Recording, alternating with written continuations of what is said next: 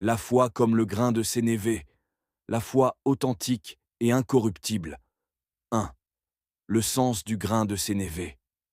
Jésus a dit, « Si vous aviez de la foi comme un grain de sénévé, vous diriez à cette montagne, « Transporte-toi d'ici là », et elle se transporterait.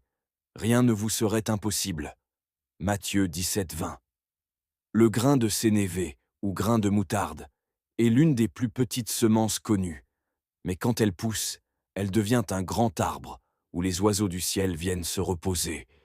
Jésus n'a pas choisi cet exemple par hasard.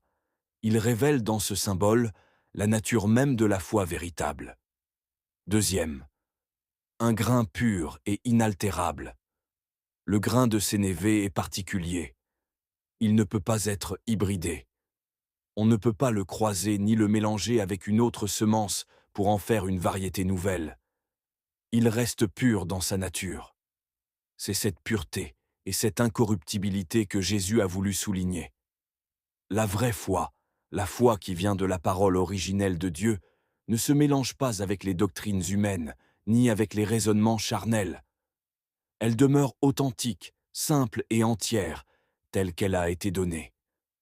La foi vient de ce qu'on entend, et ce qu'on entend vient de la parole de Christ.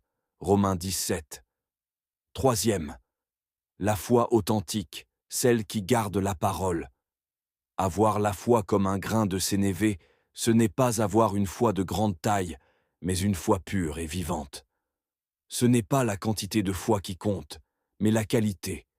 Une foi sans mélange, sans compromis, enracinée dans la parole véritable.